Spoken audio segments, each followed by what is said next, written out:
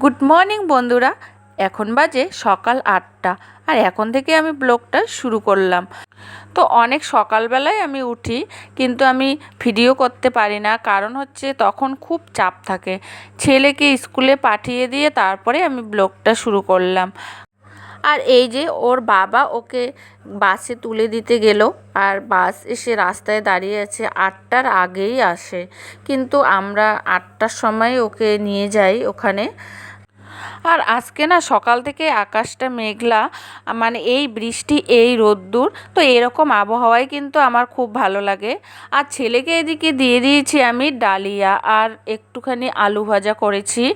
ছেলে ডালিয়া খেতে খুব ভালোবাসে, আর ডালিয়াটা না এই বৃষ্টি বৃষ্টির দিনে খুব ভালোই হয়, আর বাচ্চাদের এটা হজমও হয় তাড়াতাড়ি। তো ভাবলাম যে আজকে ডালিয়া আর আলু ভাজা দিয়ে দেবো, আর তার সাথে একটুখানি ফল দিয়ে দিলাম। তো আমে দিয়েছি আর মৌসম্বি দিয়েছি আজকে, আর যে কোনো একটা ফল তো দিতেই হয় টিফিনে।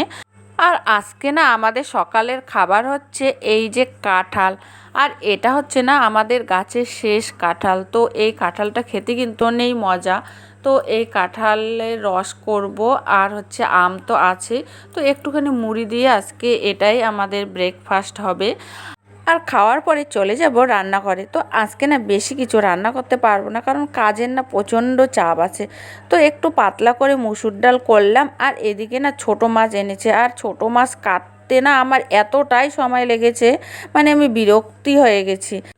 আর দেখি এই ছোটো মাছটা সর্ষে দিয়ে করতে পারি নাকি, কারণ ছোটো মাছ সর্ষে দিয়ে কিন্তু আমার খুব ভালো লাগে। আর করব আমি কচুর লতি, আর এই কচুর লতিও কাটতে না অনেকটা সময় লেগেছে। তো এটা কিন্তু দেশি কচু, মানে আমাদের গ্রামের যে আশেপাশে কচু গাছ দেখা যায়, তো সেখান থেকে যে লতি বেরোয় সেই লতিগুলো তুলে এনে এখানে আমি কেটেছি। তো এটা কিন্তু ভীষণ টেস্টি, মানে যে আমরা কিনে খাই সেই কচুর লতির থেকে এই কচুর লতিটা কিন্তু অনেক বেশি ভালো লাগে। আর এদিকে না আমি লবণ দিয়ে একটুখানি সেদ্ধ করে নিলাম, কারণ যেন গলা না চুলকায়। আর এদিকে মাছ ভাজাও হয়ে গেল আমার। তো আর ভিডিও করতে করতে না মোবাইলের চার্জ শেষ হয়ে গেছে, তো চার্জে একটু বসিয়ে দিলাম। আর এদিকে আমার ছেলে স্কুল থেকে চলে এসেছে, আর ওকে স্নান টানান করিয়ে বিছানার উপরে দিয়েছি। আর ও কি করলো, একটা মোবাইল নিয়েছে, আর বিছানাটার অবস্থা তো একদম শেষ। মানে এই গরমের মাঝখানে ও একটা গায়ে বেডশিট জড়ায়ে আছে, এই হলো তার অবস্থা। আর আমি না এখনও খাওয়া দাওয়া করিনি, কারণ আমি ছেলের জন্য ওয়েট করছিলাম। তো আজকে না অনেকটা লেট হয়ে গেছে, কারণ রান্নার পরে অনেক কাজ করেছিলাম তো। আর দেখো এখন বাজে 5টা, আর এই 5টার সময় আমরা এখন খাওয়া দাওয়া করব। মানে এখন আমরা দুপুরবেলার খাওয়া খাবো, আর রাতের খাবার কখন খাবো বুঝতে পারছি না। আর এইদিকে ফ্রিজে একটু শাক ছিল, তো শাকটা বের করে ভেজে নিলাম, মানে যা সবজি ছিল ভেতরে সব বের করে একটু একটু করে রান্না করলাম।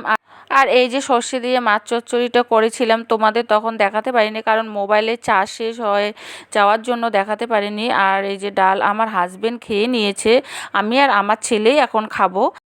আর এদিকে না আলাদা করে একটুখানি মাছ ভাজা রেখে দিলাম, কারণ এতটা মাছ খাবো না, আর এটা রাত্রে খাবো, ভাজাই রেখে দিলাম। তো আর এদিকে চাটনি ছিল, আর এটা না কালকের চাটনি, মানে আগের দিন আমি চাটনি রান্না করে ফ্রিজে রেখে দিয়েছি, তো সেই চাটনিটা একটু বের করলাম। তো যাই হোক বন্ধুরা, এখন আমি আর আমার ছেলে মিলে খাওয়া দাওয়া করব। আর আর এদিকে না ছেলের একটা বাজে অভ্যাস হয়ে গেছে, সেটা হলো এই যে খাওয়ানোর সময় একটা মোবাইল নিবে আর এইদিকে খাওয়াই দিতে লাগে।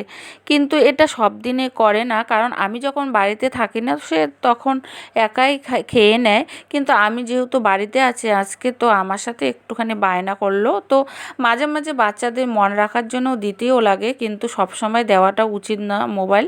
তো মোবাইল নিয়ে একটুখানি ও খাইতেছে। তো যাই হোক বন্ধুরা, ভিডিওটা আর বেশি দূর বাড়াবো না, এখানেই শেষ করলাম। বাই।